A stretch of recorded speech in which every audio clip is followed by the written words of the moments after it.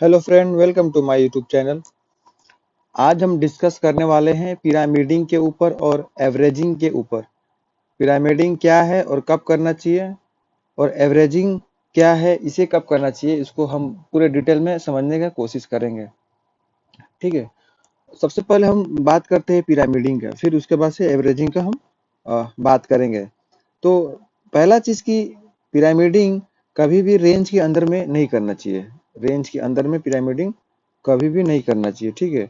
मान लीजिए एक रेंज है, इसके अंदर में हम पिरामिडिंग नहीं करेंगे, या कोई लेवल है, ब्रेक डाउन होता है, फिर वहां पे हम पिरामिडिंग कर सकते हैं। जैसे कि यहाँ पे दिख रहा है, ये एक लेवल है, यहाँ पे एक लेवल है। इंट्राडे में जैसे ही ब्रेक हो रहा है, हम अगर एंट्री ले रहे हैं, तो वहां पे पिरामिडिंग हम करना चालू कर सकते हैं। पिरामिडिंग में क्या होगा कि एग्जाम्पल कि एक लेवल है यहाँ पे, और यहाँ से हमको एंट्री पॉइंट मिल रहा है। ठीक है। प्राइस नीचे गया, ऊपर गया, नीचे गया, ऊपर गया, तो यहाँ ब्रेक कर रहा है।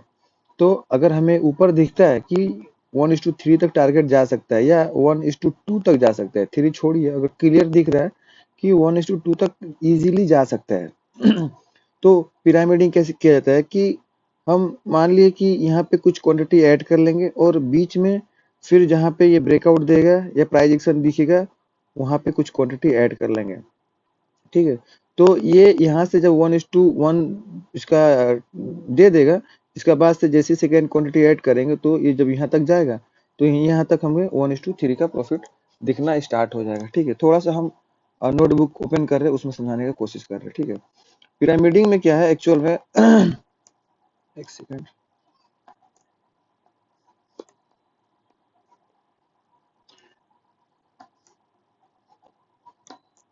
ओके। पिरामिडिंग क्या है? पिरामिडिंग कुछ इस तरह से पिरामिड दिखने को हमको मिलता है। ठीक है। तो पिरामिडिंग में क्या होता है कि क्वांटिटी को ऐड किया जाता है धीरे धीरे। जिस डायरेक्शन में हम ट्रेड लेके हैं, उसी डायरेक्शन में क्वांटिटी को ऐड किया जाता है। ठीक है। मान लिया हम बाइंग का या सेलिंग का एग्जांपल, यहाँ पे सेलिंग का ही हम लेने वाले, क्योंकि जो चार्ट खोले उस पे सेलिंग में ही दिखा है। ठीक है। मान लिया हम कि एक लेवल था यहाँ पे, और हम यहाँ पे एंट्री लिए है, और एंट्री लेने के बाद प्राइस मेरा फेवर में मूव करना स्टार्ट होता है, नीचे की तरफ जा रहा है, और यहाँ पे स्टॉप लॉस था कुछ यहाँ पे मान लिया। ठीक है। प्राइस यहाँ पे से नीचे आया, यहाँ पे स्टॉप लॉस का जगह दिया, हमें यहाँ पे एंट्री दिए कहीं पे, तो हम यहाँ पे एंट्री लिए। तो मान लिए यहाँ पे 1000 रुपये का मेरा स्टॉप लॉस था। सॉरी, हाँ, 1000 रुपये का मेरा स्टॉप लॉस था। इंट्राडे का बात कर रहे हैं। ठीक है। और प्राइस मेरा फेवर में मूव किया, 1:1 हमें दिखा, यहाँ तक आया, तो 1:1 1000 रुपीज मेरे को प्रॉफिट दिखा। इसके बाद से प्राइस अगर यहाँ पे कुछ रेंज बनाता है, या प्राइस एक्शन बना के फिर इस लेवल को ब्रेक करता है इस पॉइंट पे, तो यहाँ पे क्या होगा कि और 1000 रुपये का रिस्क से हम लोग सेकेंड ट्रेड यहाँ लेंगे। जब 1:1 मिल जाएगा, उसके बाद से कुछ रेंज बना रहेगा उसके बाद। ठीक है। और 1000 का रिस्क लेकर हम लोग यहाँ पे एंट्री लेंगे। अभी यहाँ पे कॉन्सेप्ट को थोड़ा सा क्लियर समझिए, थोड़ा अच्छा से समझिए यहाँ पे क्या होता है। पहले हम यहाँ पे एंट्री लिए थे 1000 रुपये का स्टॉप लॉस से, जो कि यहाँ आते आते हमें 1000 का प्रॉफिट एंड लॉस दिखना चालू हुआ। ठीक है। यहाँ तक जब प्राइस आया, तो हमें प्रॉफिट 1000 का दिखना स्टार्ट हुआ। फिर जैसे ही इस रेंज का या इस पॉइंट का ब्रेकआउट होता है, तो यहाँ पे और 1000 रुपये का स्टॉप लॉस से हम एंट्री प्लान करेंगे। तो जब सेकेंड एंट्री हम यहाँ पे प्लान करेंगे, फिर क्या होगा कि अगर प्राइस गलती से भी, हाँ, इसमें एक चीज हो, जब एंट्री लेंगे सेकेंड एंट्री, तो सबसे पहला काम रहेगा कि यहाँ पे जो मेरा स्टॉप लॉस था इस पॉइंट पे, इसे उठा के शिफ्ट कर देंगे यहाँ पे, इस पॉइंट पे जहाँ पे हम एंट्री लिए थे, फर्स्ट एंट्री। ठीक है। उसके बाद से जो हम सेकेंड एंट्री लिए हैं, और इसका स्टॉप लॉस भी इसी पॉइंट पे रहेगा, यहाँ पे दोनों का स्टॉप लॉस सेम जगह पे रहेगा। ठीक है। तो अगर गलती से प्राइस नीचे जाता है, ऊपर जाता है, मान लीजिए सेकेंड क्वांटिटी फिर सेल किए, फिर प्राइस ऊपर जाता है और यहाँ पे मेरा स्टॉप लॉस हिट कर लेता है, मान लीजिए यहाँ पे मेरा एक ऐसे लग गया, तो इस केस में ये जो प्रोसेस हुआ इतना, इस केस में क्या होगा कि हमें प्रॉफिट ना लॉस, यानी जीरो पे हम लोग एग्जिट हो जाएंगे। प्रॉफिट भी नहीं हुआ है और लॉस भी नहीं हुआ है। क्यों? क्योंकि ये जो 1000 रुपीज का जो प्रॉफिट चल रहा था, फिर 1000 का रिस्क में हम सेकेंड एंट्री प्लान किए, लेकिन ये सेकेंड एंट्री जो क्या हुआ कि रिवर्स होके मेरा स्टॉप लॉस हिट कर गया। उसके बाद से इस केस में हमें ना ही लॉस हुआ और ना ही प्रॉफिट हुआ। ठीक है। अभी इसका सेकेंड पहलू देखते हैं।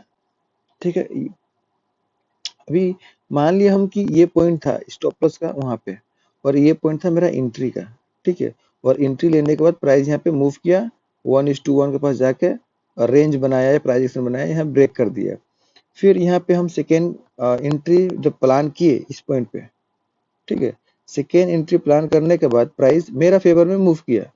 तो अगर हम यहाँ पे जब 1000 का रिस्क लेके एंट्री लिए थे, तो 1:1 जब मिला यहाँ पे इस पॉइंट तक, तो हमें 1000 का प्रॉफिट दिखना स्टार्ट हो गया, ठीक है। और मेरा स्टॉप लॉस इस पॉइंट पे था। जब सेकेंड एंट्री यहाँ पे हम ले रहे हैं, तो क्या किए, 1000 रुपये का रिस्क से सेकेंड एंट्री जब लिए, तो यहाँ का जो स्टॉप लॉस जो बनेगा, जो सेकेंड एंट्री ले रहे हैं इस पॉइंट का, वो सेम क्या करेंगे कि इस पॉइंट पे रखेंगे जहाँ पे एंट्री हुआ था, और पहले वाला जो स्टॉप लॉस है उसको भी हम यहीं पे रखेंगे, ठीक है। उसके बाद से अगर प्राइस इस पॉइंट से अगर 1:1 भी मूव करता है, इस पॉइंट से अगर 1:1 भी मूव करता है, तो टोटल प्रॉफिट यहाँ पे कितना चलेगा हमारा, 3000। यहाँ पे जब प्राइस 1:1 और मूव करेगा तो हमें 3000 का प्रॉफिट चलेगा। इसीलिए पिरामिडिंग करना बहुत जरूरी है। पिरामिडिंग में क्या होता है कि पहला एंट्री के बाद जो सेकेंड एंट्री लेते हैं हम लोग, तो वहाँ पे मेरा जो लॉसेस होने का चांसेस बहुत कम हो जाता है, सेफ हो जाते हैं हम एंट्री लेने के बाद सेकेंड एंट्री। और अगर वहाँ से अगर हमें पता है कि ट्रेंड क्लियर है और वहाँ से हमें प्रॉफिट मिलता है, तो 1:2 का प्लेस है अगर, तो वहाँ पे हमको 1:3 इजीली मिल जाता है। इसीलिए सेकेंड एंट्री के बाद जब 1:1 और ऐड होता है पैसा, तो हमें यहाँ पे 3000 का प्रॉफिट दिखता है। अगर ये फ्लो में थोड़ा और नीचे आता होगा तो ये 4000 4500 भी दिखना स्टार्ट कर देगा, ठीक है। अभी हम चार्ट पे जाके देखेंगे कि पिरामिडिंग का मतलब कब करना चाहिए और कैसे पोजीशन को ऐड करना चाहिए, चार्ट पे जाके देखते हैं अभी, ठीक है। ओके, अभी जैसे कि यहाँ पे चार्ट लगा हुआ है, दिखा रहे हम, एक सेकेंड, ऑल ड्राइंग क्लियर कर दे इसका हम। ओके,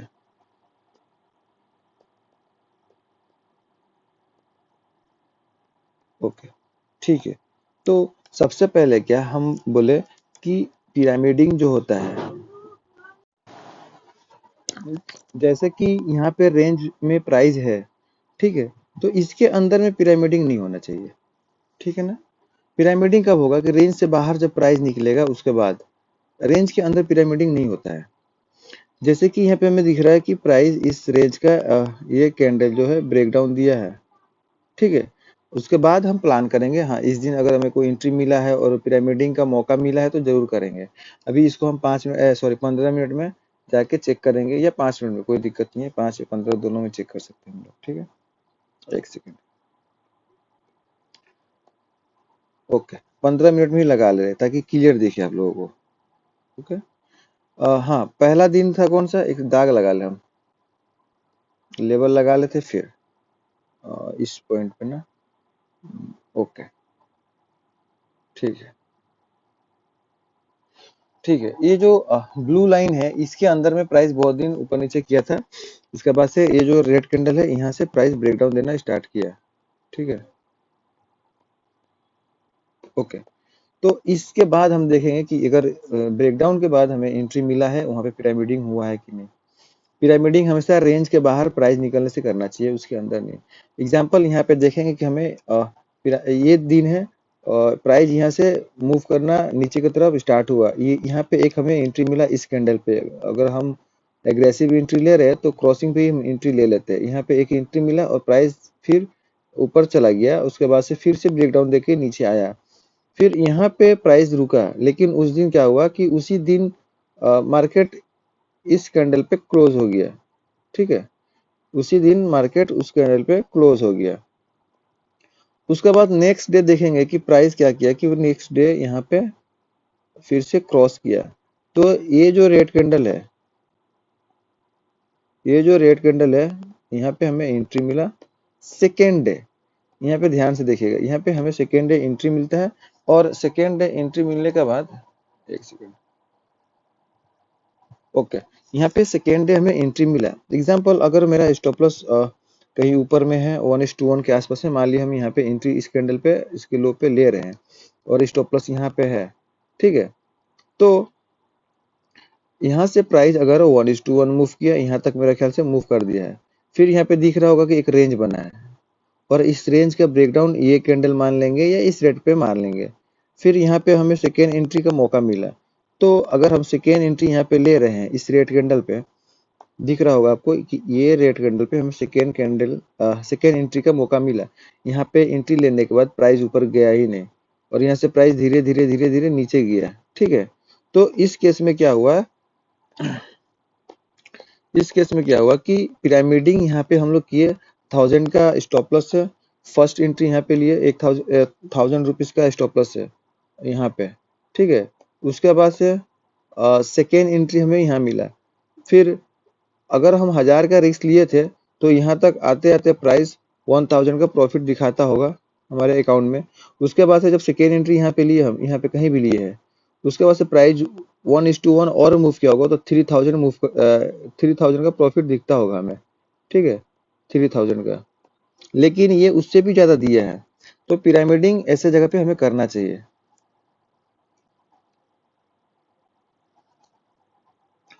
ओके, अभी हम देखते हैं दूसरा सिनेरियो एवरेजिंग के बारे में। अगर एवरेजिंग में क्या होता है, एक मिनट, एवरेजिंग हमेशा याद रखना कि एवरेजिंग को ना इंट्राडे में नहीं करना चाहिए।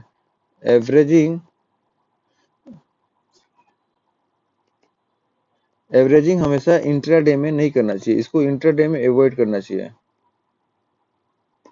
इंट्राडे में क्या है, एवरेजिंग कभी नहीं करना चाहिए। हाँ, पिरामिडिंग जरूर करना चाहिए, पिरामिडिंग में बहुत अच्छा पैसा मिलता है हमें। ठीक है, इंट्राडे में कभी भी एवरेजिंग नहीं करना चाहिए। एवरेजिंग एवरेजिंग करना चाहिए कहाँ पे, लॉन्ग टर्म इन्वेस्ट में,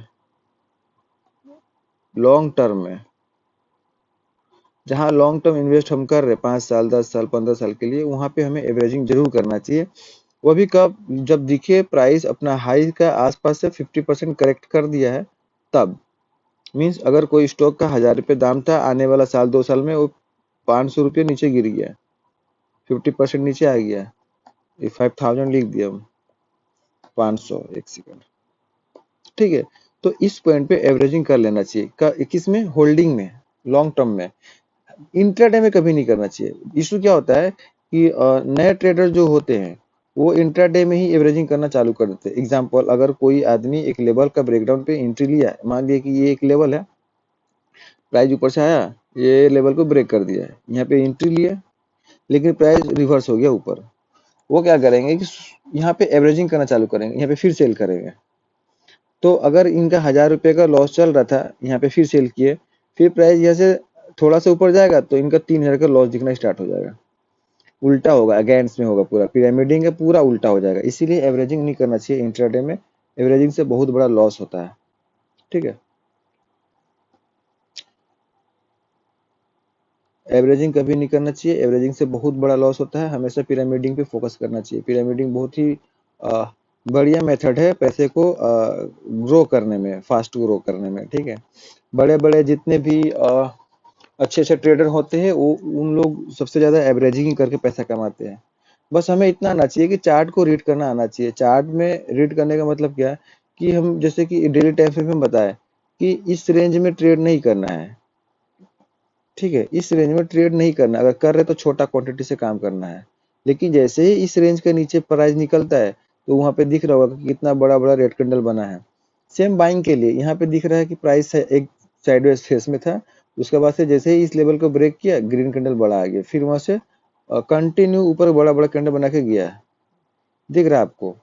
तो इसीलिए रेंज में ट्रेड नहीं करना चाहिए। मान लिया कि यहाँ पे एक रेंज बना, तो यहाँ पे हम ट्रेड नहीं किए, लेकिन अगला दिन, इस वाला ग्रीन का दिन, हम ट्रेड लिए तो एक बड़ा ग्रीन कैंडल मतलब मूव होते हुए दिखा, डायरेक्शनल। तो रेंज के अंदर में छोटा छोटा एंट्री होना चाहिए, रेंज के बाहर में बड़ा एंट्री। अगर ये आपको वीडियो अच्छा लगा हो तो प्लीज लाइक एंड सब्सक्राइब जरूर कीजिएगा और अपने फ्रेंड सर्कल में भी वीडियो को जरूर शेयर करें। मिलते हैं नेक्स्ट वीडियो में। Thank you.